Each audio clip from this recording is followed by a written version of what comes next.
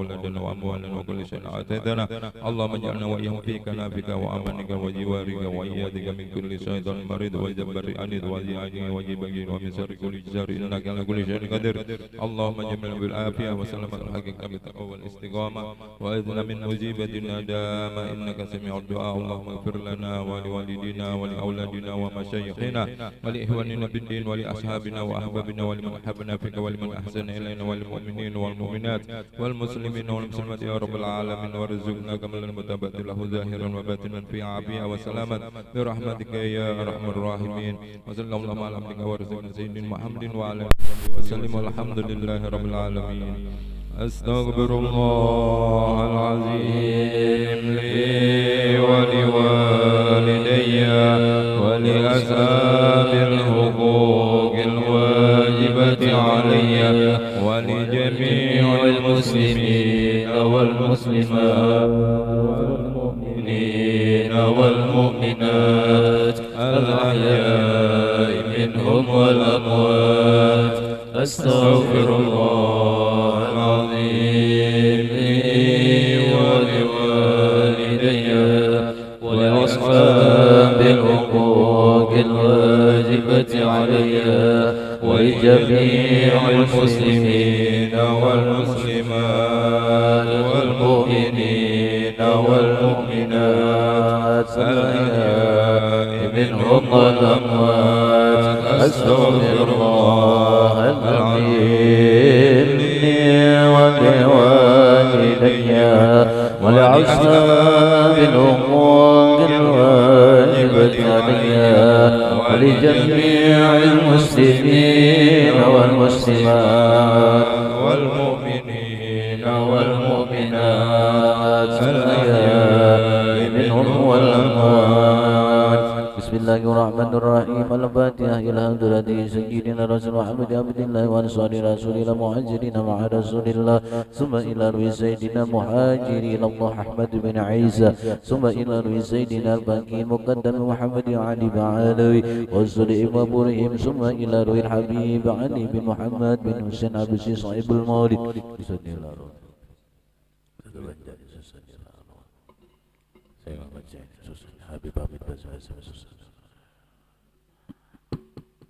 والدنا والدهم أمواتنا وأموات أموات المسلمين أجمعين وإلى حضرة النبي. الفاتحة.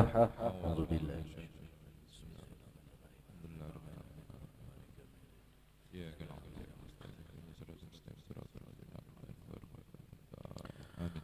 فيا أيها الراجون منه شفاعة صلوا عليه وسلموا تسليما.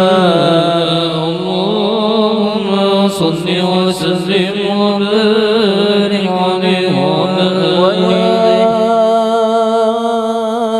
أيها المشتاقون إلى رؤيات جماله صلوا عليه وسلموا تسليما. اللهم صل وسلم وبارك عليه وعلى من يخطب وصله يقجدا ومناما. صلوا عليه وسلموا تسليما. وسلم وبارك عليه. الجنة ونعيمها سعد لمن يصلي ويسلم ويبارك عليه. اللهم صل وسلم وبارك عليه وعلى آله. يا رب صل على محمد أسرى ببدر في الكون أسراق. يا ربي صل على محمد أسرى ببدر في الكون أشراق. يا ربي صل على محمد أكرم داعي يدعو إلى الحق.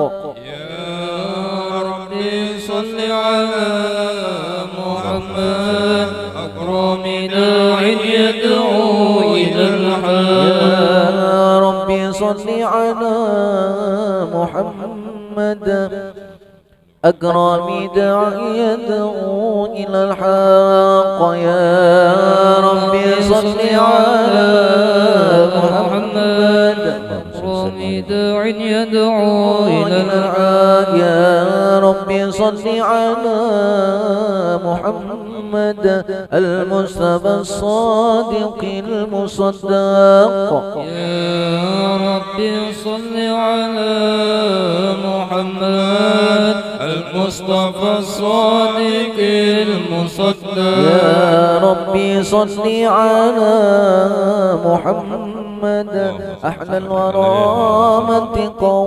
وأصداق. يا ربي صل على محمد أهل الورى منطقا وأصداق. يا ربي صل على محمد أفضل من بالطقى تحقق. يا ربي صل على محمد أفضل من بالتقى تحقق. يا ربي صل على محمد من بالسخاء والوفاء خلاق. يا ربي صل على محمد من بالسخاء والوفاء خلاق. يا ربي صل على محمد واجمع من الشمل ما تفرق. يا ربي صل على محمد واجمع من الشر ما تفرق. يا ربي صل على محمد واصلح وسهل ما قد تأوق. يا ربي صل على محمد واصلح وسهل ما قد تعوّد. يا ربي صل على محمد وامتح من الخير كل مغلاق.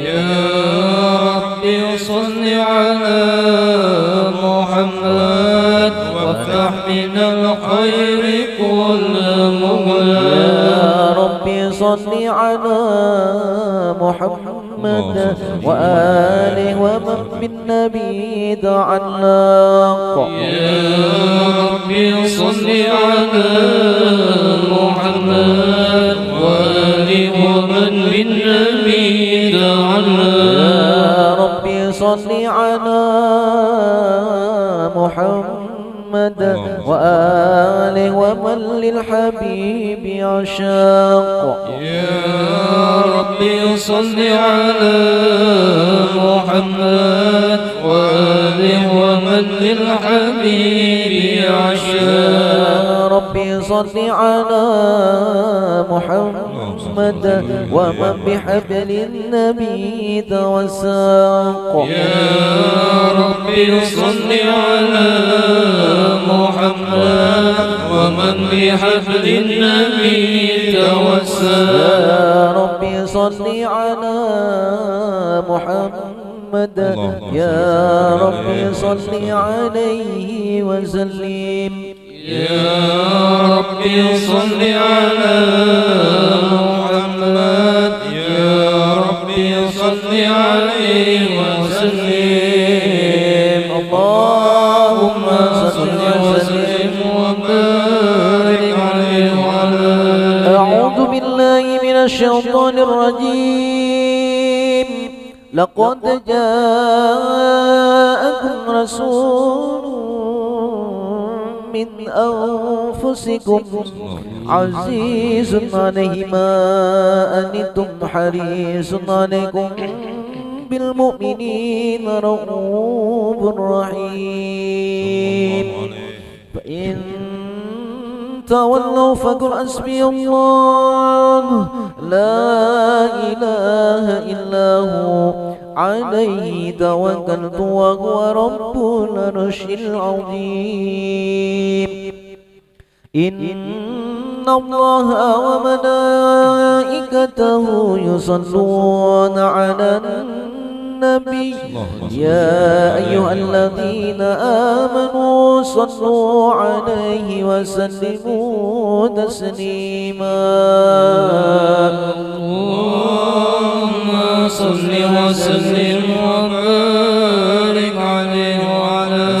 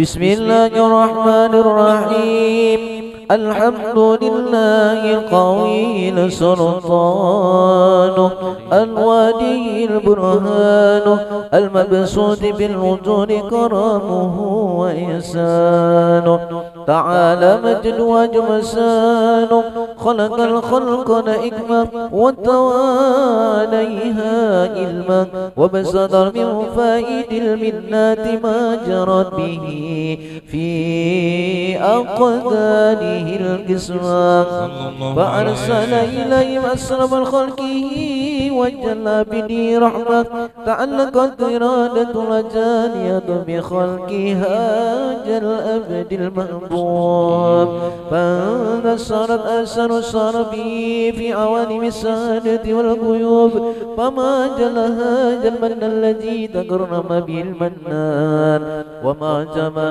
البدل الذي برج من حضرة إنسان صورة كاملة جرت في هيكل محمود فتأثرت بوجودها أكناب الوجود ودرجت بعد العوالم بطراز تكريم اللهم صل وسلم والصلاة والتسليم على سيدنا ونبينا محمد الرؤوف الرحيم اللهم صل وسلم وبارك عليه وعلى آله اللهم صل وسلم وبارك عليه وعلى آله تجلى الحق في عالم القدس الواسع تجلى ينقض بانتصار فضله في القرب والساسع فله الحمد الذي لا تنحسر أفراده بتعداد ولا يمل تقراره بكثرة ترداد حيث أبرز من عالم الإمكان صورة هذا الإنسان ليتشرف بوجوده الثقلان وتنتشر أسراره في الأكوان فما من سر اتصلت به قلب منيب إلا من سوابق فضل الله على هذا الحبيب صلى الله عليه لك من سروره قد توالى بحبيب أما الأنام نوالا ذل من صرف الوجود بنور قمر الكون بهجة وجمالا قد ترق في حسن العالم مقام وتنهى بمجده وتعالى لاحظته العيون فيما ازدلته بصرا كاملا يزيح الضلالا وهو من فوق علم ما قد رأته رفعة بسؤونه وكمالا فسبحان الذي أبرج من حضرة الامتنان ما يعجز عن وصفه اللسان ويحار في تعقل معانيه الجنان اندثر منه في عالم البطون والزهور ما ملأ الوجود خلقيا نور فتبارك الله من إله كريم بشرتنا آياته في ذكر الحكيم ببشارة لقد جاءكم رسول من أنفسكم عزيز عليه ما عنتم حريص عليكم بالمؤمنين رؤوف رحيم صلى الله عليه فأتته هذه البشارة وتلقها بقلب سليم فقد هدي إلى صراط مستقيم اللهم صل وسلم أشرف الصلاة والتسليم على سيدنا ونبينا محمد الرؤوف الرحيم اللهم صل وسلم وبارك عليه وعلى آله وأشهد أن لا إله إلا الله وحده لا شريك له شهادة تعرف بها اللسان أما تضمنه الجنان من التصديق بها والإذعان تثبت بها بالصدور من الإيمان قواعده وتلو على أهل اليقين من سر ذلك الإذعان وتصديق شواهده وأشهد أن سيدنا محمد عبد الصادق في قوله وفعله والمبلغ عن الله ما أمره بتبليغه لخلقه من فرده ونفله عبد أرسل الله للعالمين بشيرا ونذيرا وبلغ رسالة وعد الأمانة وحد الله به من الأمة بشرا كثيرا فكان في ظلمة جهل المستبصرين سراجا وقمرا منيرا فما أعظمها من منة تكرمه الله بها على البشر وما أوسعها من نعمة تسرسرها في البحر والبر. اللهم صل وسلم بأجل الصلوات وأجمائها وزكاة تحية وأوسائها على هذا العبد الذي وفى بحق العبودية وبرج فيها بحلقة الكمال وقام بحق الربوبية في مواد خدمة لله وأقبل عليه غاية الإقبال. صلاة يتصل بها روح المصلي عليه فينبسط في قلبه نور سر تعلقه به وحبه ويكتب بها بعناية الله بحزبه وعلى آله وصحبه الذين ارتقوا سهوة المجده بقربه وتفيأوا ذل نصر بالأصل بولده وحبه ما ترى الأكوان بنصر ذكراهم نسيم. اللهم صل وسلم الصلاة والتسليم على سيدنا ونبينا وأملنا الرؤوف الرحيم. اللهم صل وسلم وبارك عليه وعلى آله وصف الزمان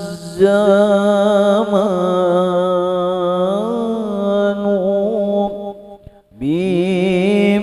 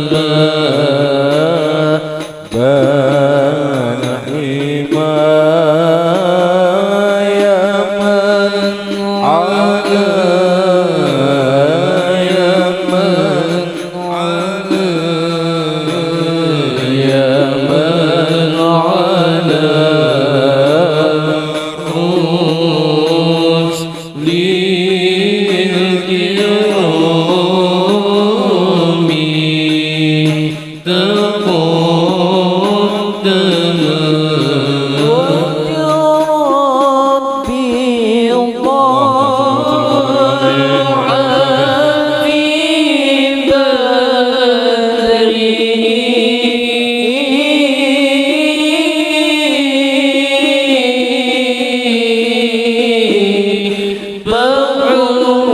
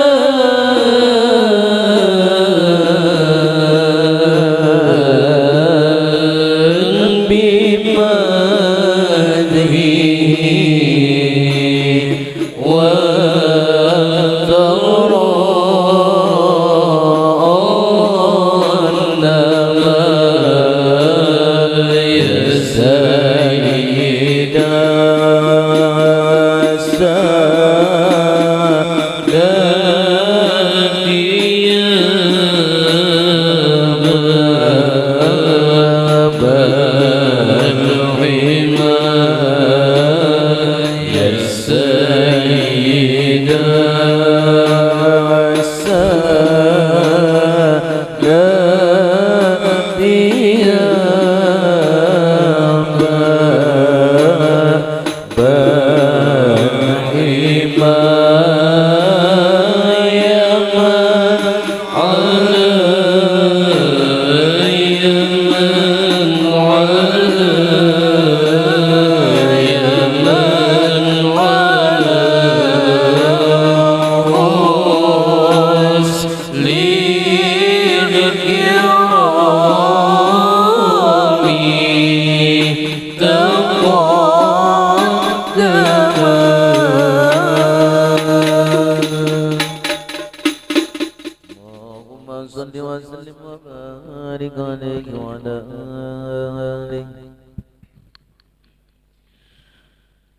اللهم صل وسلم وبارك عليه وعلى آله. أما بعد، فلما تعلقت إرادة الله في العلم القديم بظهور إصرار التخصيص للبشر الكريم بالتقديم والتكريم، نفذت القدرة الباهرة بالنعمة الواسعة والمنة الغامرة، فانفلقت بينة التصوير في العالم المطلق الكبير عن جمال مشهود بالعين حاول لوصف الكمال المطلق والحسن التام والزين، فتنقل ذلك الجمال الميمون في الأصلاب الكريمة والبطون،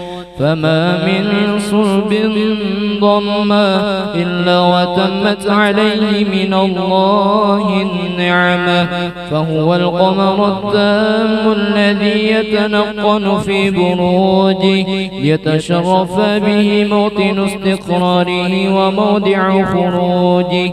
وقد قضت الأقدار الأزلية بما قضت، وأظهرت من سر هذا النور ما أظهرت، وخصصت به من خصصت، فكان مستقره في الأصلاب الفاخرة والأرحام الشريفة الطاهرة، حتى برز في عالم الشهادة بشرا لا كالبشر، ونور حير الأفكار ظهوره وبهر، فتعلقت همة الراكم لهذه الحروف بأن يركم في هذا القرطاس ما هو لديه من عجائب ذلك النور معروف.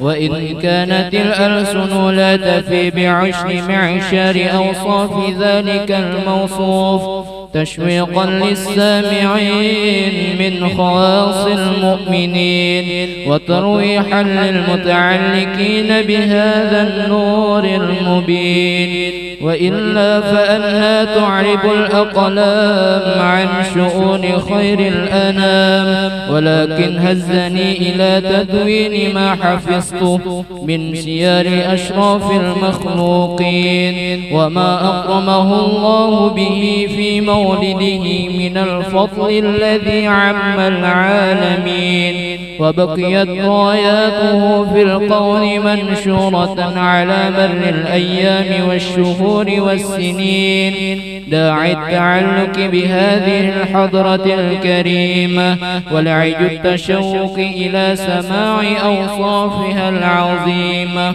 ولعل الله ينفع به المتكلم والسامع، ولعل الله ينفع به المتكلم والسامع، ولعل الله ينفع به المتكلم والسامع، فيدخلان في شفاعة هذا النبي الشافع، يتروحان براح ذلك النعيم.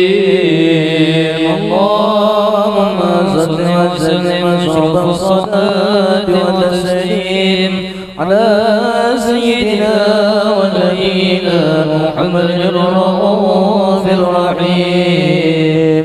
اللهم صل وسلم وبارك عليك وعلى آلك. قد آن للقلم أن يخط ما حركت فيه الأنامل مما استفاده الفهم من صفات هذا العبد المحموم الكامل وشمائله التي هي أحسن الشمائل. وهنا حسن أن نثبت ما بلغ إلينا في شأن هذا الحبيب من أخبار وآثار ليتشرف بكتابته القلم والكرطاس وتتنزه في حدائقه الأسماع والأبصار. وقد بلغنا في الأحاديث المشهورة أن أول شيء خلقه الله هو النور المودع في هذه الصورة. فنور هذا الحبيب أول مخلوق برز في العالم ومنه تفرع الوجود خلقا بعد خلق فيما حدث وما تقادم. وقد أخرج عبد الرزاق بسنده عن جابر بن عبد الله الأنصاري رضي الله عنهما قال: قلت يا رسول الله بأبي وأمي أخبرني عن أول شيء خلقه الله قبل الأشياء. قال: يا جابر إن الله خلق قبل الأشياء نور نبيك محمد صلى الله عليه وسلم بالنور. وقد ورد من حديث أبي هريرة رضي الله عنه أنه قال: قال رسول الله صلى الله عليه وسلم: كنت أول النبيين في الخلق وآخرهم في البعث.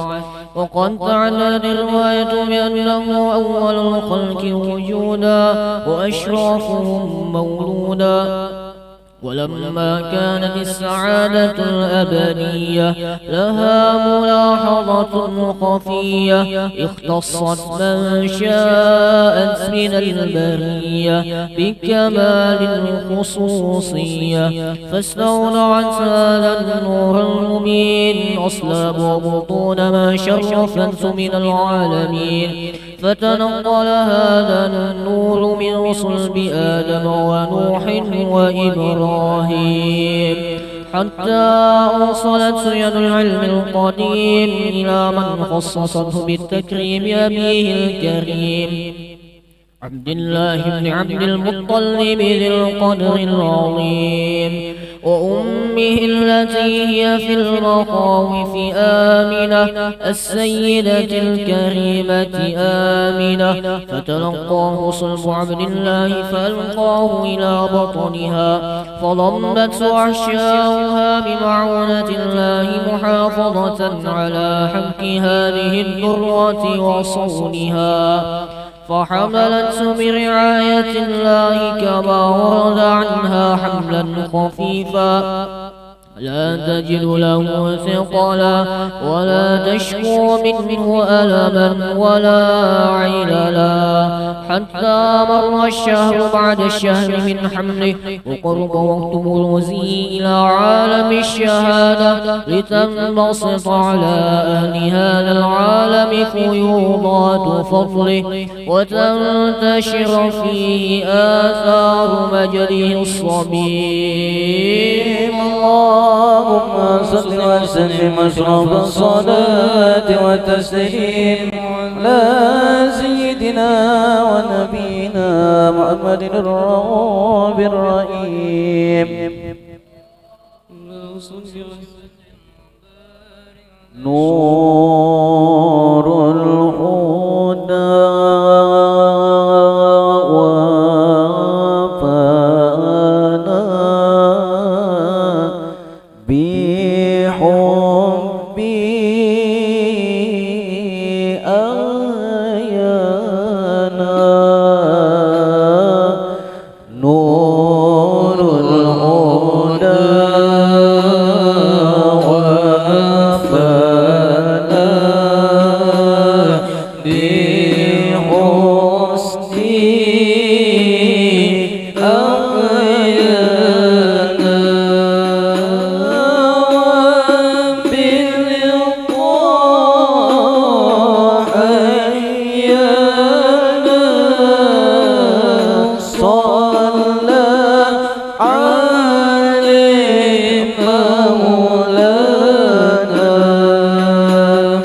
صلى عليه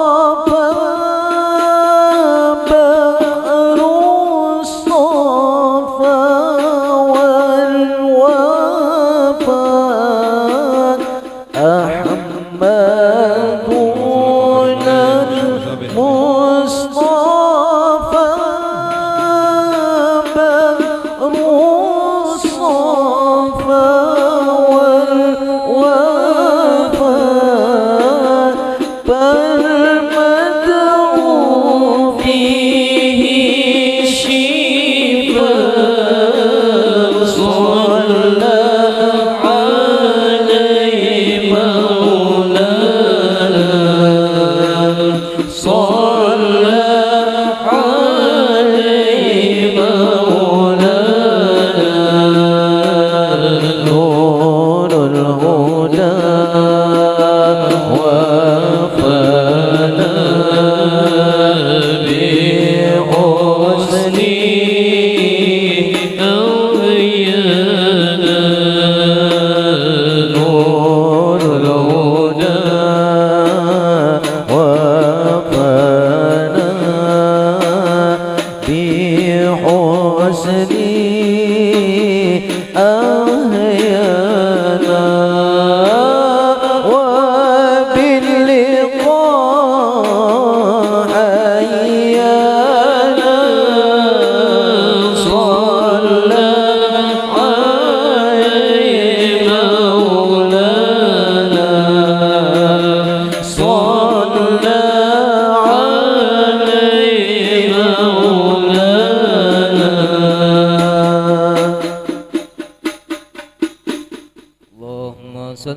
وسلم وبارك عليه وعلى آله ومنذ علقت به هذه الترة المكنونة والجوهرة الموصونة والقول كل يسمي في سرور وابتهاج بقرب ظهور أشراق هذا السراج والعيون متشوقة إلى بروزه متشوقة إلى نقاط جواهر كنوزه وكل دابة لقريش نطقت بفصيح العبارة معلنة بكمال البشارة وما من حامل حمل في ذلك العام إلا أتى في همدها بغلام من بركات وسعادات هذا الإمام ولما تتجلى الأرض والسماوات مضبغة بعطر الفرح بملاقاة أشراف البريات وبروزي من عالم الخفاء إلى عالم الظهور بعد تنقله في البطون والزهور فأثر الله بالوجود بهجة التكريم وبسط في العالم الكبير مائدة التشريف والتعظيم ببروز هذا البشر الكريم اللهم صل وسلم أشرف الصلاة والتسليم على سيدنا ونبينا محمد الرؤوف الرحيم اللهم صل وسلم وبارك عليه وعلى آله اللهم صل وسلم وبارك عليه وعلى آله فحين قرب أوان وطي هذا الحبيب علنت السماوات والأرضون ومن فيهن بترهيب وأمطار الوجود الإلهي على أهل الوجود تسج وألسنة الملائكة بتبشير العالمين تعز سبحان الله والحمد لله ولا إله إلا الله والله أكبر سبحان الله والحمد لله ولا إله إلا الله والله أكبر سبحان الله والحمد لله ولا إله إلا الله والله أكبر والقدرة كشفت جناح هذا المسكون ليبرز نوره كاملا في عالم الزهور نورا فاق كل نور وأنفذ الحق حكمه ألا من أتم الله عليه النعمة من خواص الأمة أن يحضر عند وجهه أمة تأنيسا لجنابها المشهود ومشاركة فيها سمات الممنود فحضر بتوفيق الله السيدة مريم والسيدة آسيا ومعهما من الحور العين من قسم الله له من الشرف بالكسمة الوافية فأكثر وقت الذي رتب الله على ظهره وجود هذا المولود فانفلقوا صبح الكمال من النور عن عمود وبرز الحامل المهمود مذعنا لله بالتعظيم والسجود صلى الله عليه وسلم صلى الله على محمد يا ربي صل وسلم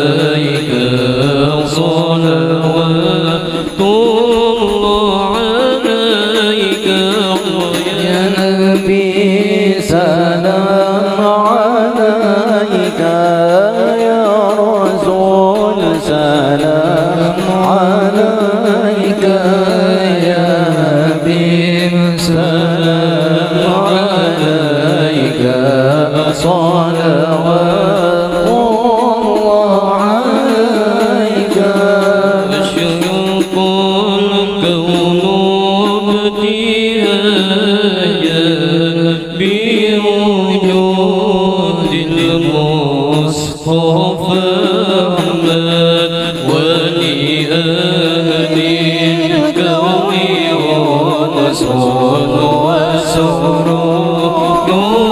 قد تجدد يا نبي سلام عليك يا رسول سلام عليك يا حبيب سلام عليك صلوات الله عليك واطلبوا يا أهل المساني فهذا اليوم نور واستبيعوا بجمال فقبل حسن تفرغ يا نبي سلام عليك يا رسول سلام عليك يا حبيب سلام عليك صلوات الله عليك ولنا البشرى في سعد مستمر ليس ينفد حيث أودينا جمع الفقر محمد يا نبي سلام عليك يا رسول سلام عليك يا حبيب سلام عليك صلوات الله عليك بكل حمد جل أن يسر العالم إذا عبانا بوجود المصطفى الهادي محمد يا نبي سلام عليك يا رسول سلام عليك يا حبيب سلام عليك صلوات الله عليك مرحبا يا رسول الله أهلا مرحبا بك إنا بك نسعد مرحبا مرحبا يا نور عيني مرحبا مرحبا جلال سيدي مرحبا وبجاهي يا إلهي مرحبا جود وبلغ لم قصد مرحبا مرحبا يا نور عيني مرحبا مرحبا جلال سيدي مرحبا وهدينا نهج سبيله مرحبا كي به نسعى ونرشد مرحبا مرحبا يا نور عيني مرحبا مرحبا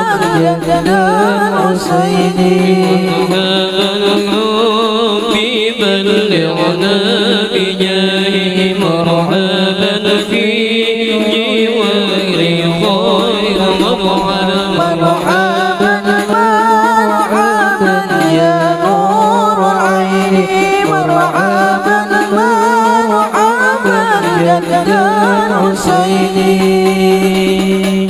مرحبا وصلاة الله تغشى مرحبا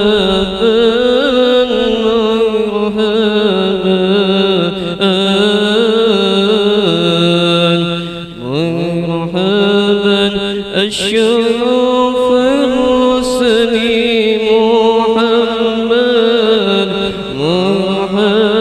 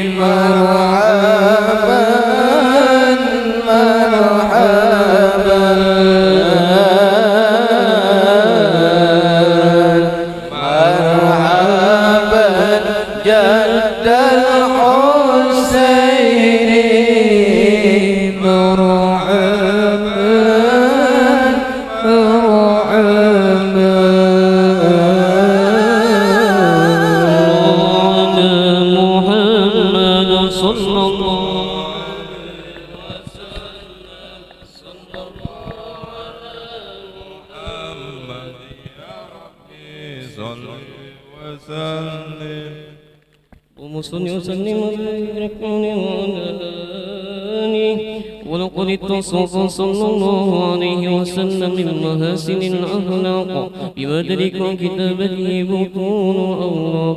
كان صلى الله عليه وسلم أحسن الناس خلقا وخلقا وأولهم إلى مكارم الأخلاق سبقا وأوصاهم بالمؤمنين حلما ورفقا. رؤوفا لا يقول ولا يقول إلا مألوفا له القصص المطوي على المنجد إذا جاه المسكين عجبه إجابة معزنا. وهو الأب الشفيق الراحم باليتيم والأرملة وله ماسون كأخلاقه الحيبة القوية التي ترتعد منها فرائس الأقوياء من البرية. ومن نشر به تعطرت الطرق والمنازل وفي أرف ذكره تطيبت المجالس والمهافل. فهو صلى الله عليه وسلم جامع الشفات الكمالية ونفرد في خلقه وخلقه بأشهر في خصوصية. فما من خلق في البرية محمود إلا وهو مطلق عن زين الوجود. أجمعت بوصف الحبيب وشانه وله العلا بمجده ومكانه. أوصف عز قد على مجدها أخذت على نجم السها بعنانه. وقد انبسط القلم في تدوين ما أفاده العلم الواقعي مولد النبي الكريم وحكاية ما كرمه الله به هذا العبد المقرب من التكريم والتعظيم والخلق العظيم. فحسن مني أن أمسك عنة الأقلام في هذا المقام وقرأ السلام على سيد الأنام. السلام عليك أيها النبي ورحمة الله وبركاته. السلام عليك أيها النبي ورحمة الله وبركاته. السلام عليك أيها النبي ورحمة الله وبركاته. وبذلك يحسن الختم كما يحسن التقديم فعليه أفضل الصلاة والتسليم. اللهم صل وسلم واشرب الصلاة والتسليم على سيدنا ونبينا وأمل الرحوم الرحيم. اللهم صل وسلم وبارك عليه وعلى آله.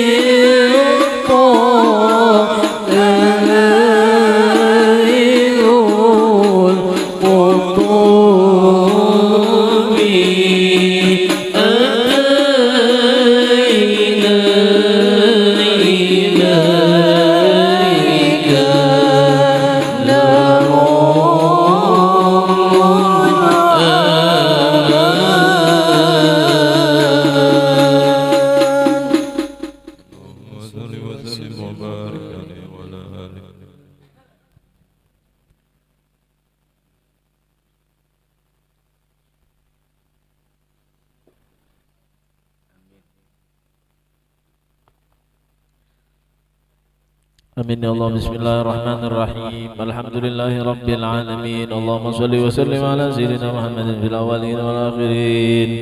صل على سيدنا محمد في النبيين والمرسلين. صل على سيدنا محمد في كل وقت وحين. صل على سيدنا محمد في الملائكة. صل على سيدنا محمد وعلى آله وصحبه أجمعين. ولما نظم الفكر من درار الأوصاف المحمدية وجودا توجهت إلى الله متوسلا بسيدي وحبيبي محمد صلى الله عليه وآله وصحبه وسلم يجعل سعي في مشورة وفعل في محمود ويكتب عمل في الأعمال المقبولة وتوجه في توجهات الخالصة والصلات الموصولة. اللهم يا من إليه تتوجه الأعمال وتغض الظافر وعلى باب عزتك وترحل فتغشى من الفيوضات الغامرة نتوجه إليك أشرف الوسائل سيد المرسلين عبدك الصادق من سيدنا محمد الذي أمت رسالته العالمين أن تصلي وتسلم على تلك الذات الكاملة مستودع منتك وعبد سرك وعمل راية دعوتك شاملة بالأكبر المغفر والمخزن شرف الأخر في كل موطن من مواطن القرب مظهرك سبحان ذلك في عبادك وسيك وزرشادك لأهل بداتك سيد الكونين وأشرف الثقلين العبد المحبوب الخالص المخصوص منك بأجل الخصائص. اللهم صل وسلم عليه وعلى آله وأصحابه ولحضرة اقتراب من أحبابه.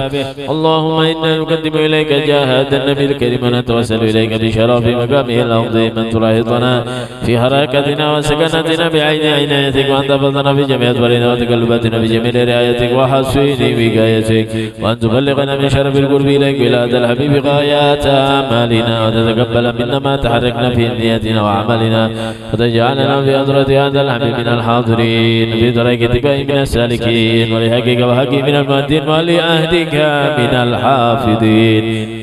اللهم إن لنا أطماء برحمتك الخاصة فلا تحرمنا وذنونا جميلة هي وسيلتنا إليك فلا تخيبنا.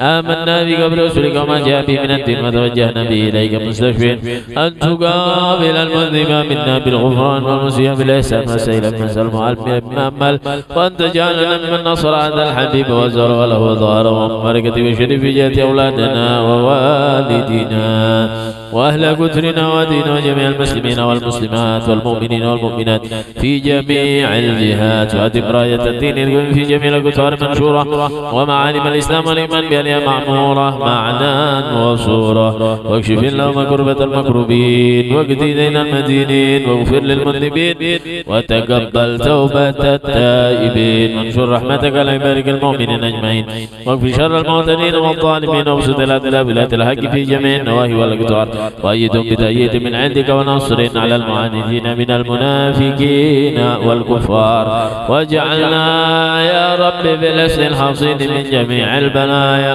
واجعلنا يا رب بالأسر الحصين من جميع البلايا واجعلنا يا رب بالأسر الحصين من جميع البلايا وفي الحرز المكين من الذنوب والخطايا وأدمنا في العمل بطاعتك وسلك بخدمتك قائمين وإذا توفيتنا وتوفنا مسلمين مؤمنين واختم لنا منك بخير أجمعين. صل وسلم على هذا الحبيب المحبوب الذي سمى الأرواح والقلوب وعلى آله وصحبه من منسوب وآخر دعوانا الحمد لله رب العالمين. سبحان ربك رب العزة عما يصفون وسلام على المرسلين والحمد لله رب العالمين. الفاتحة من التعلم والتعلم تذكر التذكير والنفع والانتفاع وخصوصا إلى روح صاحب هذا الكتاب الشيخ أبو صامت الباني وأصول هذا الكتاب الإمام الغزالي في بداية الهداية جم شيخنا ومعلمينا وزنهم علي محمد بن مسلم الحبشي وخصوصا أموات المؤمنين والمؤمنات وإلى حضرة النبي محمد صلى الله عليه وعلى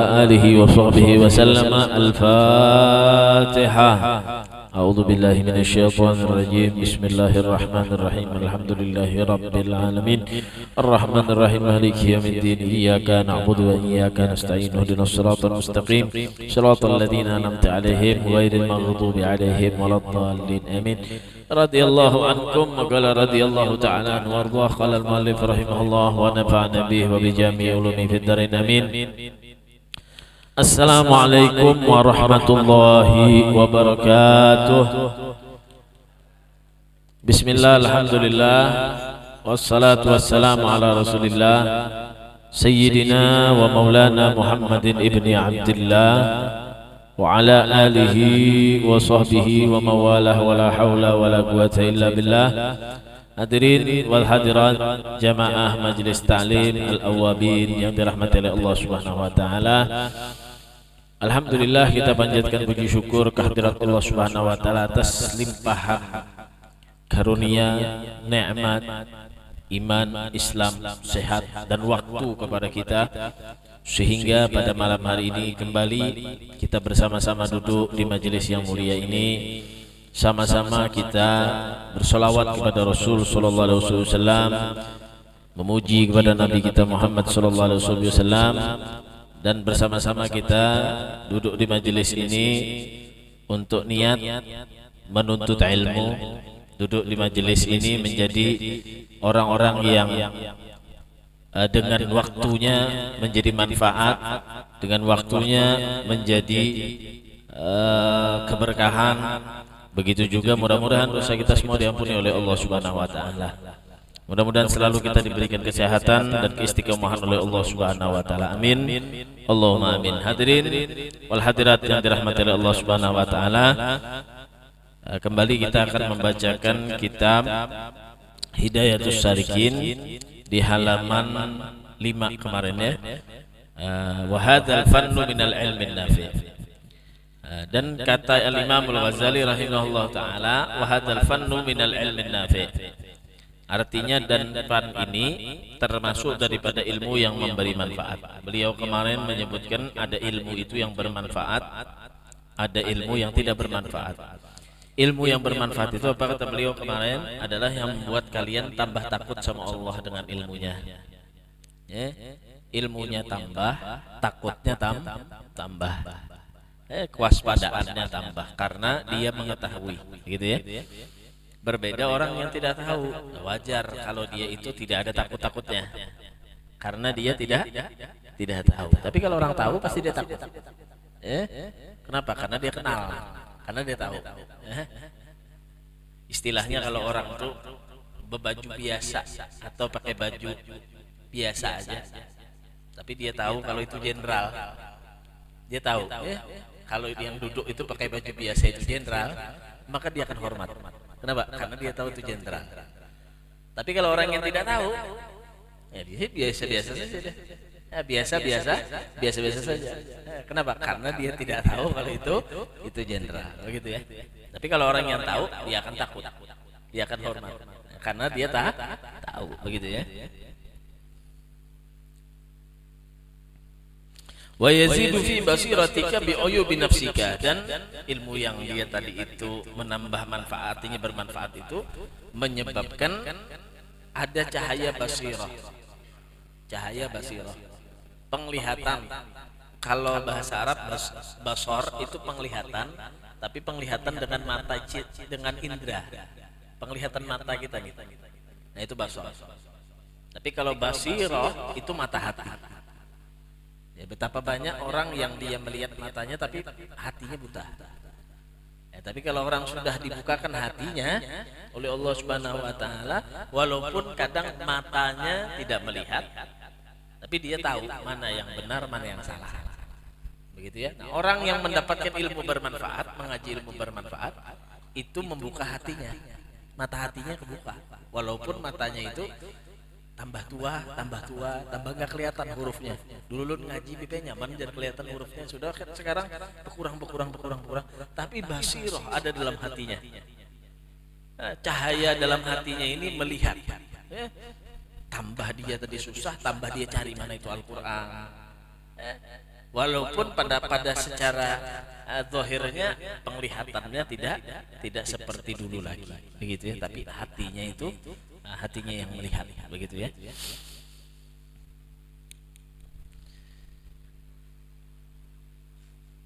Lalu ketika dia tadi itu hatinya itu ngelihat, sibuklah si orang tadi itu dengan aibnya sendiri. Jadi dia nyari apa kekurangan dia perbaiki, apa salahnya dia, maka dia akan bertaubat. Kemudian dia lihat lagi apa dosanya, apa yang kurang dari amalnya, maka dia akan perbaiki, akan dia melakukan ketaatan kepada Allah.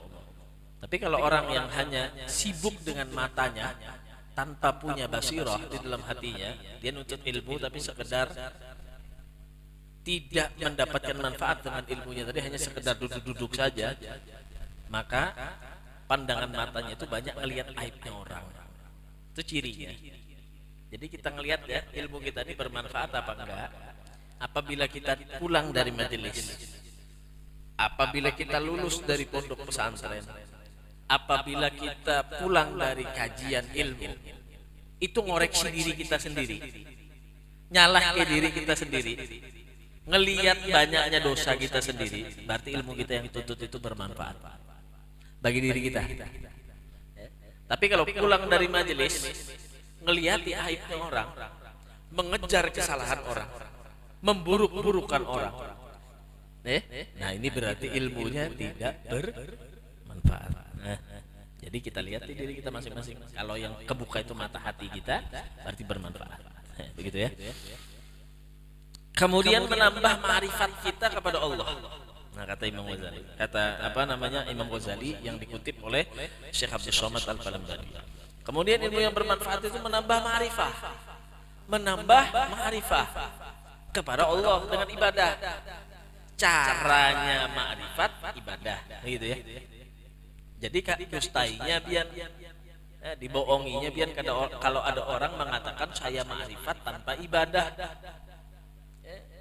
Kita belajar ma'rifat aja, cuma kadang sembahyangan dustainya.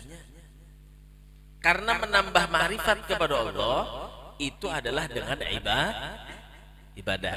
Nah, sehingga orang tadi itu kalau dia beribadah sama Allah, dia memperbaiki batinnya dengan ilmu sebagai jembatannya dia untuk ma'rifat kepada Allah Subhanahu wa taala, untuk kenal kepada Allah Subhanahu wa taala. Wa yaftah basirataka bi afati amalika hatta tahtariza minha. Kalau kita sudah bisa begitu, kita jaga hati kita, jaga hati kita. Jangan sampai kita hanya sujud sama Allah, tapi ketika kita sujud kita merasa diri kita yang hanya sujud sama Allah, orang lain enggak. Jangan merasa diri kita sujud, kemudian kita minta lihat sujud kita itu bukan sama Allah, tapi minta lihat sama istri kita, minta nilai sama tetangga kita, minta lihat nilai sama orang lain di antara kita. Sehingga apa? Bukan memperbaiki ilmu kita dengan hati kita tadi. Itu adalah ciri orang yang tidak mendapatkan manfaat dengan ilmunya. Wa yutbi'uka ala makayidi syaitan wa gururi. Dan orang yang semacam ini akan membuka daripada pintu dan jalan syaitan untuk selalu menyesatkan dia. Paham? Kemudian orang ini akan dibelenggu oleh syaitan, diikat oleh syaitan, ditarik ya oleh syaitan. Syaitan nariknya ke kanan, ikut ke kanan, ujar syaitan, daripada kita ke majelis, mending kita orang esai, umpat jua ke kanan.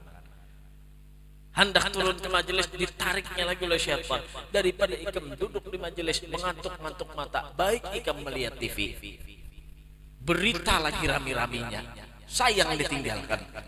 Ibu-ibunya sinetron lagi rami-raminya, kaina dulu syaitan. Kamu duduk di majelis mengantuk mata ikam, tapi kalau dibuka TV mata ikam kadang mengantuknya. Nah, gitu ya. Nah ini di antara ciri orang mendapatkan manfaat, menambah ma'rifat sama Allah dengan ibadah. Kemudian dia menjaga dengan hatinya, menjaga jangan sampai ya Allah, ulun ini hanya beramal lawan pian, cuma ulun kada menjaga hati, artinya murnikan niat kita kepada Allah. Kemudian jangan minta lihat kepada yang lain, dan dengan itu nantinya kita akan terlepas dari pintu kesesatan syaitan yang selalu mengikat kepada kita, karena kita selalu diawasi oleh syaitan, diwaswas sama syaitan. Ya begitu ya. Setan tuh hobinya apa? Mengawas-awasi kita agar kada beramal, beramal. Ya? Bu. Ujar syaitan, ada makanan di kambuai, ujar syaitan, ambisi kita. Makanan tuh nyaman benar, viral makanannya. Nah, yalah, ujar syaitan. Dicek sekalinya di sosial media, dicari berapa harga makanan tuh? 100.000 seporsi. Cuma melihat tetangga sudah makan, kawan sudah makan, Orang berkisahan rame supan, oi abahnya. Masa kita kada makan juga? Itu makanan viral tau lah. Biar aja sekali-sekali 100.000 habis. Paham ya? Apa pendapat syaitan? Lah kasih ya setan. Urusan dunia nih, urusan nafsu. Lah kasih ya setan, jangan kalah ikam lawan tetangga ikam. Jangan kalah kawan-kawan ikam. Padahal yang pian makan 100.000 tadi Bu, habis lewat dari tenggorokan. Jadi apa makanan tadi? Jadi kotoran. Uangnya habis gak? Habis. Padahal dia makan nasi sama tempe ya habis juga, kenyang juga ya.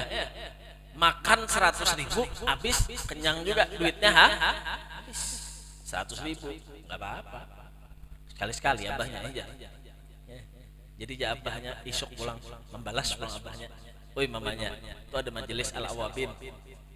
Pian hadir kalau ya abahnya di muka tuh ada celengan. Buat 100.000 kena. Oh jangan banyak kebanyakan.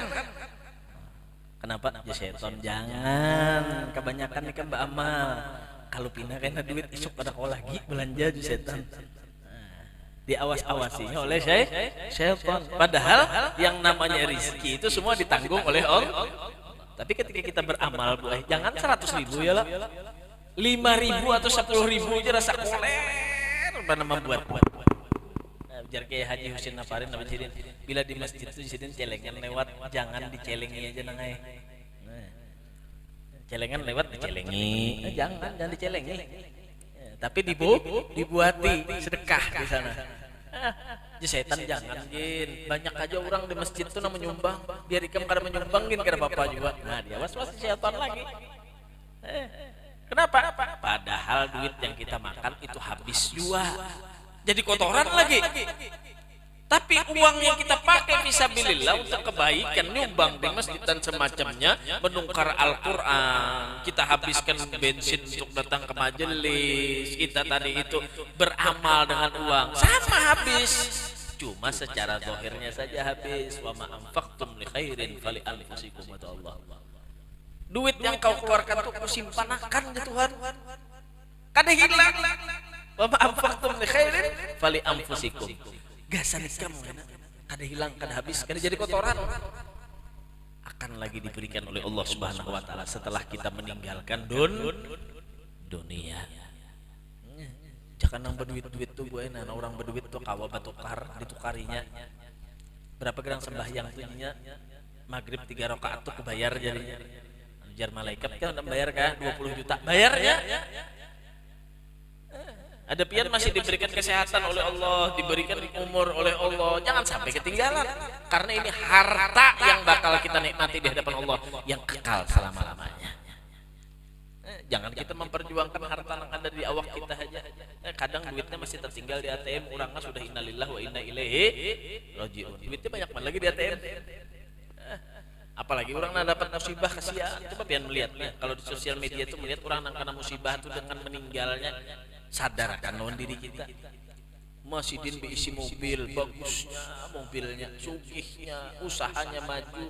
Allah berkehendak setempat aja jalan di jalan tabrakan, meninggal. Melihat semacam itu jadi pelajaran lawan kita.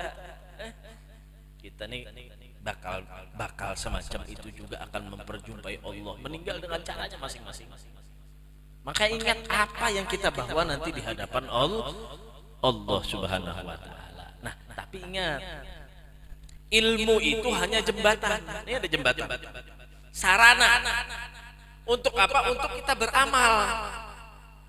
Dan ilmu yang menyampaikan kita beramal kepada Allah adalah ilmu yang membuat hati kita benar. Yauma la yanfa'u malun wala banuna illa man atallaha biqalbin salim. Akan datang nanti satu hari yang anak kita, harta kita tidak ada manfaat lagi, nggak bisa nolong kita lagi. Illa man atallaha biqalbin salim, kecuali orang yang datang lawan Allah dengan hati yang selamat. Nah, makanya perbaiki hati kita. Makanya ulama itu sangat menekankan ilmu tasawuf jar kita. Jadi kita dituntut untuk beramal dengan ilmu sebagai jembatannya, tapi tidak cukup dengan ilmu dan amal, tapi hati kita harus kita benarkan, harus kita murnikan kepada Allah Subhanahu taala. Nah, maka dari itu yang disebut dengan ilmu yang bermanfaat. Jangan sampai jadi Imam Ghazali kan jadi tarikan setonnya. Ilmu juga sih dia.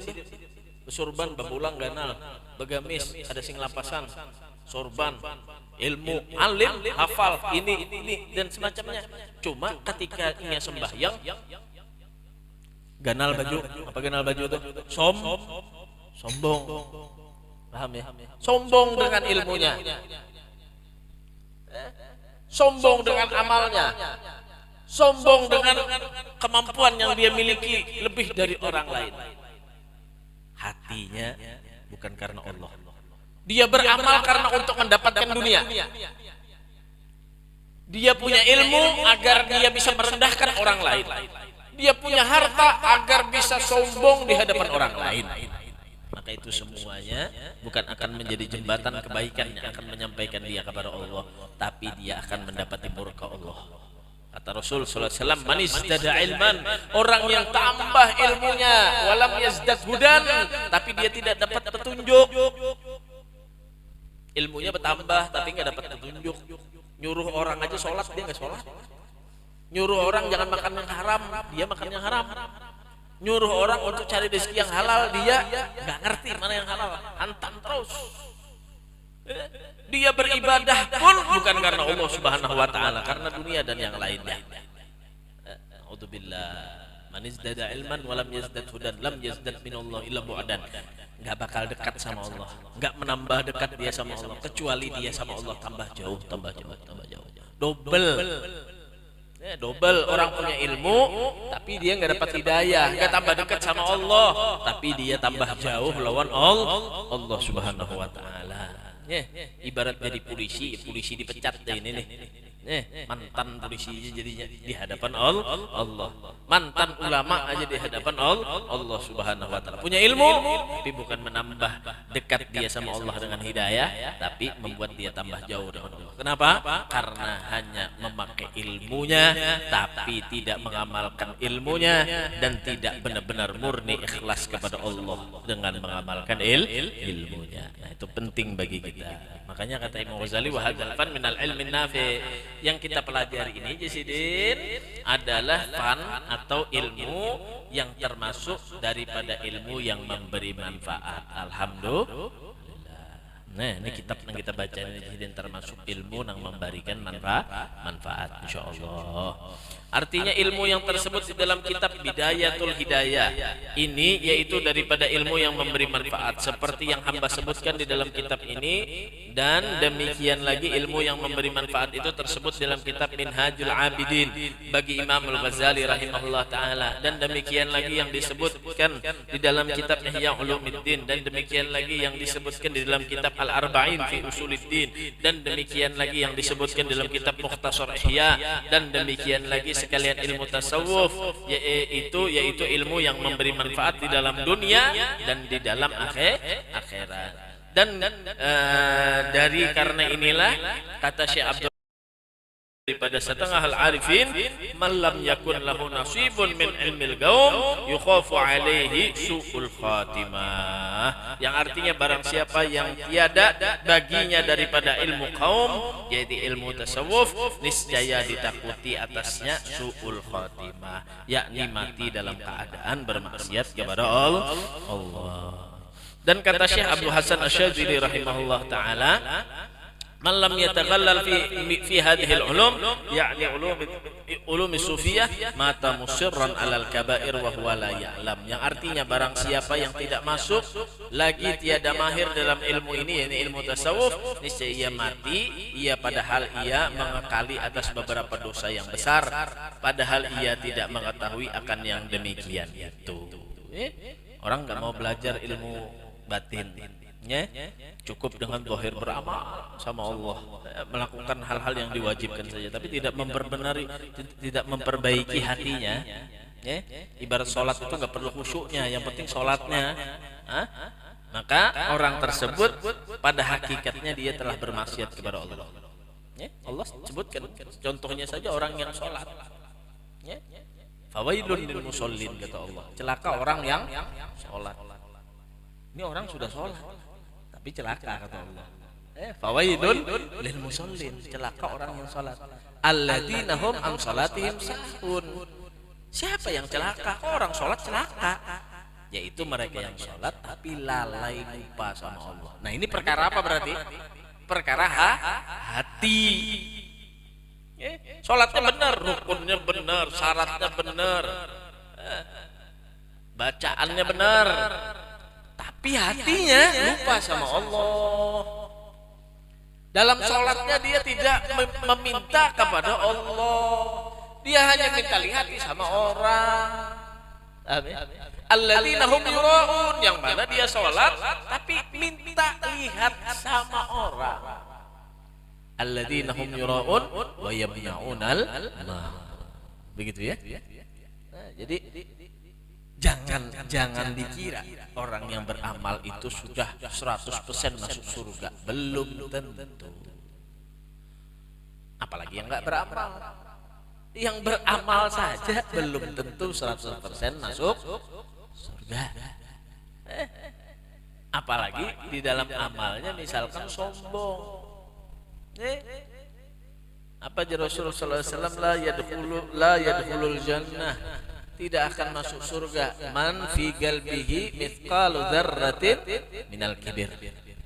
Tidak akan masuk surga ujar Nabi orang yang dia tadi itu di dalam hatinya ada sifat sombong walaupun hanya sekecil biji atom, sekecil daripada debu, ada dalam hatinya sifat sombong sedikit saja, nggak bakal masuk surga.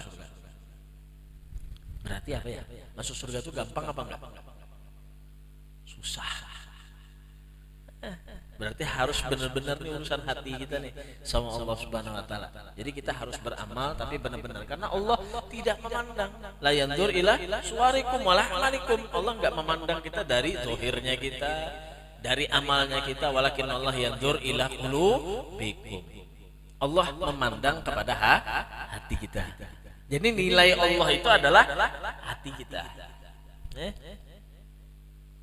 Lalu bagaimana lantaskah kita meninggalkan amal? Enggak. Kita tetap beramal tapi berusaha untuk tiap hari amal kita itu lebih baik kualitasnya di hadapan Allah. Dengan apa? Dengan hati kita. Kayak kekanakan belajar menulis tuh, Bu. Belum sekolah boleh tulisannya. Wah, menulis aja terputar. Hibak buku tuh sekali hanya A. Kenapa? Wajar, dia belum bisa, belum mahir. Tapi kalau dia sudah belajar, paham sudah A, bisa dia. Tapi kena nengkotakan buku itu tak ke atas, tak ke bawah, kurang mahir. Sudah naik lagi kelas 2, kelas 3, rapi sudah tulisannya. Begitu ya. Jadi segala sesuatu itu ditajrid, ada tahapnya. Jangan sampai kita waktu awal balik sampai sekarang udah tua sama Allah begitu-begitu saja. Enggak ada rasa takutnya sama Allah, enggak ada rasa harapan sama Allah. Membaca surat Al-Fatihah. Orang membaca surat Al-Fatihah. Bismillahirrahmanirrahim sampai waladhdallin. Berapa ayat? Berapa ayat? 7 ke 8? Tahu BPJ. Penting baca bila waladhdallin tuntung. Amin. Dengan orang yang membaca surat Al-Baqarah, berapa ayat? Banyak BPJ. Kada hitungin ayatnya.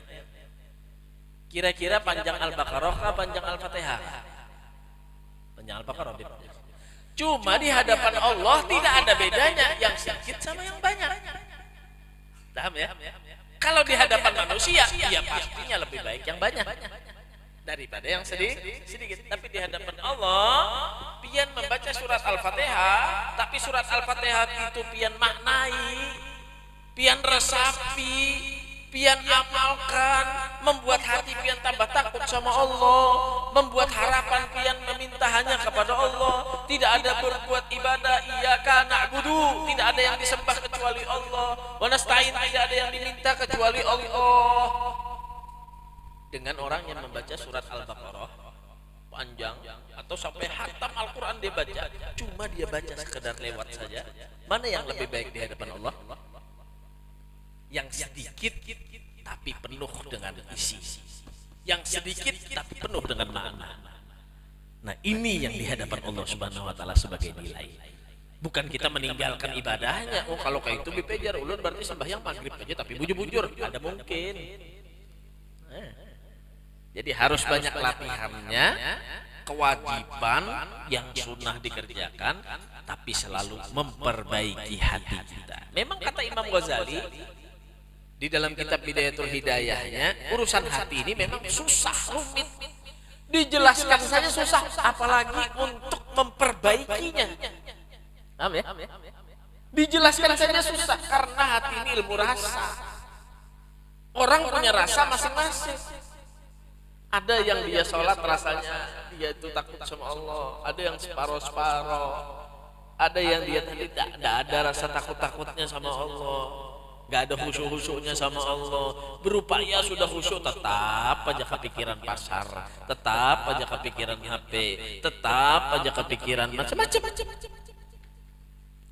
Karena itulah amal kita itu perlu apa? Kita perbaiki di hadapan Allah Subhanahu wa taala dengan sering kita tadi itu beramal kepada Allah, bukan justru meninggalkan beramal kepada Allah Subhanahu wa taala. Nah, jangan sampai yang disebutkan tadi oleh Al-Imam Al-Imam Abu Hasan Asyadzili, kata beliau, tanpa sadar kebanyakan orang, bahasa kita ya, tanpa sadar kebanyakan orang yang dia itu tidak mau memperbaiki hatinya. Nah, memperbaiki urusan hati itu disebutlah namanya ilmu tasawuf, begitu ya. Urusan memperbaiki hati itu namanya ilmunya tasawuf. Jadi istilahnya saja namanya ilmu tasawuf, tapi berhubungan dengan hati, gitu ya. Yang diperbaiki hati. Orang nggak peduli dengan perkara hatinya. Nah, maka menyebabkan nanti orang itu ditakutkan dia tadi itu mati tapi tetap membawa dengan kemaksiatan kepada Allah Subhanahu wa taala. Ya? Sebagaimana cerita yang dulu diceritakan, bahwasanya ada orang yang dimasukkan dalam surga, lalu ditanya sama Allah, kata Allah, "Ika masuk surga karena apa?" Lalu dia menjawab, "Karena amalku ya Allah." Kata Allah, "Bukan, engkau masuk surga karena rahmatku." "Enggak ya Allah, aku masuk surga karena aku beramal." Paham ya? Jar Tuhan kayak ini ya sudah. Biji mata ikam itu nanti membang barat mana? Nikmat yang aku berikan lawan sholat pahala yang ikam kerjakan banyak mana? Kalah timbangan daripada satu nikmat mata yang dikasih sama Allah Subhanahu wa taala daripada orang yang beramal tadi, ya, dihabiskan waktunya kepada Allah Subhanahu wa taala. Maka dari itu benar-benar hati kita ini kita bujuri aja kita, ya. Karena hati ini mahal. Hati ini mahal. Makanya kata Rasul SAW juga di dalam nasihatnya kepada Sayyidina Mu'adz bin Jabal, beramallah engkau wahai Mu'adz bin Jabal, ikutilah aku wahai Mu'adz bin Jabal, walaupun amalmu itu sedikit, kata Rasulullah SAW. Tapi benar karena Allah, bukan karena yang lain, begitu ya. Benar-benar karena Allah. Kenapa? Karena itu yang akan mendapatkan selamat kalian nanti di hadapan Allah Subhanahu wa taala. Itu yang mendapat nilai di hadapan Allah. Nah, ibarat kata itu apa namanya? Berlian. Berlian itu berharga enggak? Berharga. Berharga itu enggak perlu banyak-banyak. Benda berharga itu enggak perlu banyak-banyak. Diisi berlian mulai kayak ibu jari ini kenalnya. Kayak ibu jari. Paham ya? Berapa duitnya kira-kira ya? Kayak ibu jari ini kan berlian tapi lawan batu koral 10 truk. Ambil mana ya? Kita ambil berlian di peja. Walaupun sedikit cuma berharga gitu ya. Nah, itu juga di hadapan Allah Subhanahu wa taala. Makanya dikatakan tabarakalladzi biyadihil mulku wa huwa ala kulli syai'in qadir. Alladzi khalaqal mauta wal hayata liyabluwakum ayyukum ahsanu amala. Bukan aksaru amala, tapi ahsanu amala. Allah akan menguji di antara kita ini. Allah akan ngelihat mana di antara kalian yang paling baik amalnya. Bukan yang paling banyak. Yang paling baik amalnya. Begitu ya. Nah, di mana cara baik adanya? Tadi nilai Allah itu ada di dalam hati, ketulusan kita. Begitu ya. Dan kata Syekh Ibnu Ibad rahimahullah ta'ala dalam syarah Hikam, Ibnu Athaillah rahimahullah ta'ala, wa hadhihi al-ulum hiya allati yanbaghi lil insan ay yastadhkira fihi umrahu at-tawila wa la yaqna minha bi katsirin wa la qalilin. Artinya, dan inilah yakni ilmu tasawuf, yaitulah segala ilmu yang sayugianya bagi manusia, bahwa dikaramkannya di dalamnya akan umurnya yang lanjut pada menuntutnya. Artinya harus kita menuntut ilmu tasawuf ini sampai kapan? Sampai mati. Kenapa? Ini yang terus membarengi amal kita. Ya? Jadi amal kita dibarengi terus dengan ilmu tasawuf ini. Kalau amal kita melenceng dari ilmu tasawuf ini, amal kita nggak diterima sama Allah.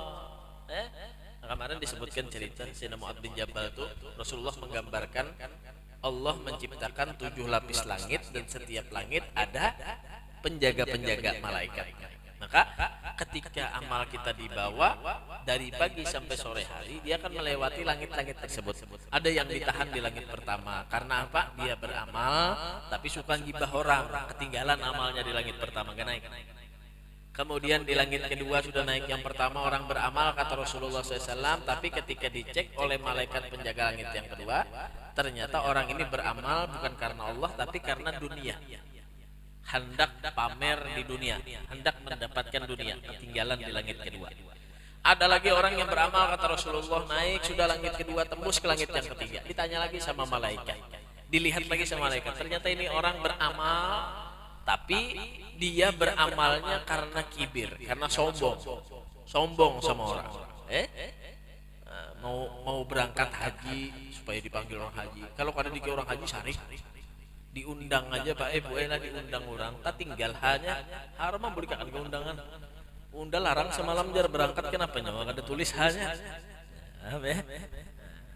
Jadi beramal karena ingin mendapatkan dunia, untuk mendapatkan pandangan orang di dunia. Tinggal di langit yang ketiga, naik lagi ke langit keempat, dibalikan lagi, nggak diterima lagi amalnya. Karena apa? Ujub, rasa bangga diri lebih dari yang lain. Kayaknya udah aja bang sekampungan ini nang alim, kayaknya udah aja bang semalaman ini nang sembahyang tahajud, kayaknya udah aja nang rajin di majelis ini, kayaknya udah aja bang nama hidup akan majelis ini, kayaknya udah aja bang nambah surban nang kayak ini. Nah ini bangga diri ujub, paham ya? Tinggalan juga amalnya. Perkara hati semua ini. Jadi ibarat kata orang menanam satu biji, dia berharap untuk tumbuh jadi pohon, pohonnya itu akan berbuah, tapi di dalam pertumbuhan pohon itu dia tidak jaga dari hama, dia nggak jaga dari tikus, sehingga ketika dia menumbuhkan itu pohon akan dirusak oleh hama tadi. Hamanya apa? Ria. Hamanya apa? Sombong. Hamanya ujub. Hamanya ghibah kepada orang lain. Akhirnya hangus amalnya. Kama yaquluna al-hatab kata Rasul sallallahu alaihi wasallam. Sebagaimana api akan membakar kayu bakar. Banyak sudah dia beramal, dia kumpulkan amalnya, ternyata kebakar. Ya, seperti kayu bakar yang dilahap oleh api. Kata Nabi kita Muhammad sallallahu alaihi wasallam. Itu perkara hati. Sampai lagi ada singkat cerita naik ke langit yang ketujuh, sudah tembus langit yang ketujuh. Amalnya dia ibadah sama Allah, sholat, puasa, tasbih, haji, umroh, waro, jihad fisabilillah, lengkap. Sampai 3.000 malaikat mengarak amalnya, saking banyaknya amal istimewanya dibawakan. Ya Allah, ini amal hambamu nah, ujar malaikat, yang benar-benar ikhlas karenamu wahai Allah. Ujar Allah, ikam tahu tukang catat aja malaikat nang tahu hatinya adalah aku. Ya, paham ya? Sekalinya kata Allah, ini orang juga beramal bukan karena aku. Nggak murni kata Allah. Dia hanya minta lihat sama orang lain. Dia hanya minta penilaian dari orang lain. Yang tahu perkara hati hanya Allah. Bainaka wa bainallah. Ingat, perkara hati itu hanya kita dengan Allah. Habib kita tahu, ulama kita tahu, guru kita kada tahu, orang tua kita kada tahu, bini kita kada tahu, anak kita kada tahu. Yang tahu siapa? Urusan kita dengan Allah Subhanahu wa taala. Maka dari itu perbaiki, karena Allah melihat terus dalam hati kita.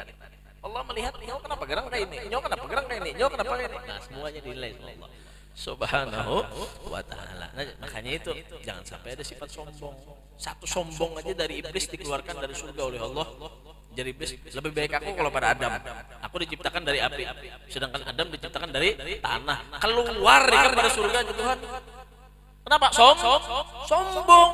Nah, makanya itu orang yang tidak mengaji ilmu tasawuf, katanya Imam Syadzili tadi, banyak mereka itu yang kadang terbawa dengan seakan-akan dia beramal tapi dia bermaksiat kepada Allah Subhanahu wa taala dengan kesombongannya. Gitu ya. Nah, maka dari itu jangan sampai kita tadi itu ya memelihara sifat-sifat yang semacam itu. Belajar kita dengan ilmu tasawuf itu memperbaiki kita sampai kapan? Mulai sekarang sampai usia kita yang akan diberi Allah Ta'ala yang panjang. Harus dibarengi terus ya. Harus ada terus. Sholat kita harus pakai tasawuf, puasa kita harus pakai tasawuf, menuntut ilmu kita harus pakai tasawuf, yang lain apa saja amal kita harus dengan tasawuf, sehingga hati kita benar-benar murni kepada Allah Subhanahu wa taala ya. Dan jangan memadai daripadanya dengan banyak, apakan lagi kalau hanya dengan sedikit ya. Nah, jadi kita sudah diisian ilmu banyak, tetap juga belajar ilmu tasawuf untuk memperbaiki batin kita, apalagi yang hanya sedikit. Yakni seyogianya bagi orang yang hendak kemenangan di dalam dunia, hendak bahagia dunia dan akhirat, itu bahwa dihabiskan umurnya itu di dalam mengaji ilmu tasawuf. Sama ada yang fardu ain atau yang fardu kifayah, dan di dalam mengamalkan dia dan mengerjakan dia dan memutolaah akan dia ya. Karena tiap-tiap daripada membanyakkan mengetahui ilmu tasawuf itu, maka banyak takutnya akan Allah Subhanahu wa taala. Makin orang belajar ilmu tasawuf, ini mah ilmu tasawuf nang bujur bang lah. Lainnya ilmu tasawuf nang kada ingat lagi lawan sembahyang, ada juga orang bebadah ya. Asyikan biar kenal sudah lawan Tuhan, fana lawan Tuhan, kada lagi beramal ibadah, yang penting hati je baik, hati je ingat lawan Tuhan, sampai waktu sembahyang hayya ala sholah, belum tentu jangan sembahyang tu ingat lawan Tuhan, seorang ingat sudah lawan Tuhan. Inilah tasawuf, paham ya? Jadi ilmu tasawuf itu adalah ilmu yang menggiringi dengan ilmu syariat, kada kawa dipisah. Jadi kalau orang itu belajar ilmu fikih saja tapi tidak tasawuf, maka dia akan menjadi orang yang nantinya zindik dikatakan ya. Tapi kalau orang zindik itu orang yang kufur kepada Allah. Kenapa? Menyembah tapi kada tahu nang disembah siapa. Ada orang yang belajar ilmu tasawuf saja tapi tidak belajar ilmu fikih, maka dia akan menjadi orang yang fasik nantinya. Menjadi orang yang fasik nantinya, berdosa sama Allah Subhanahu wa taala. Begitu ya. Aku jar bila sembahyang waktu penting ingatnya aja ada sembahyang, fasik itu. Karena orang yang meninggalkan syariat itu orang fasik. Gitu ya. Karena tiap-tiap daripada memperbanyak mengetahui ilmu tasawuf itu, maka banyak takutnya dia akan Allah. Nah, jadi makin bertambah ilmunya, makin mengulahinya takut lawan Allah. Dan yang lain daripada ilmu ini tiada dituntut membanyakkan dia, melainkan sekedar fardu ain juga. Nah, kalau ilmu yang lainnya sudah kita tahu ilmu sholat itu bagaimana yang fardu, bagaimana yang sunnah, bagaimana yang makruh, sudah sampai situ sudah kewajiban kita sudah jatuh.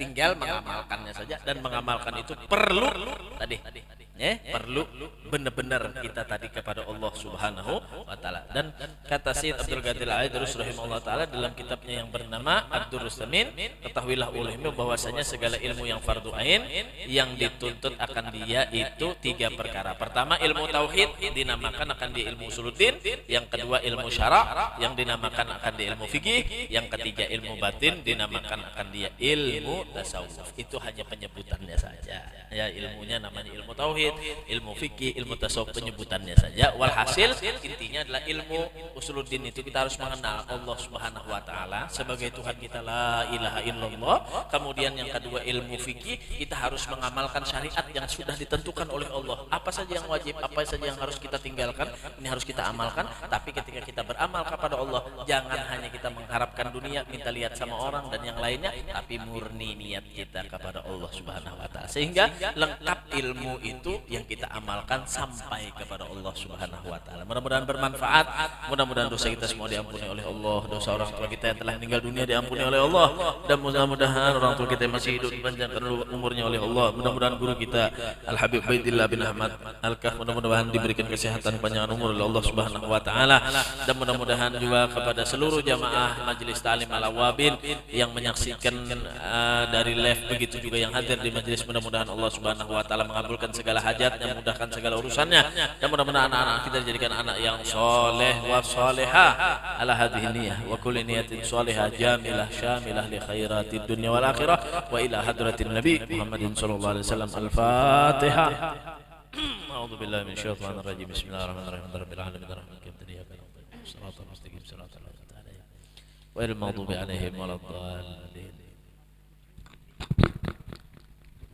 يا رب اعترفنا بأننا اقترفنا وأننا أسرفنا على لظى أسرفنا فتوب علينا توبة توسي كل حوبة واستر لنا العورات وآمن الروعات واغفر لوالدينا ربي ومولودينا والأهل والإخوان وسائر الخلان وكل ذي محبة أو جيرة أو صحبة والمسلمين أجمع آمين ربي أسمع فضلا وجودا منا لا بحساب منا بالمصطفى الرسول نهضى بكل سول بالمصطفى الرسول نهضى بكل سول بالمصطفى الرسول نهضى بكل سول صلى وسلم ربي عليه حد الحب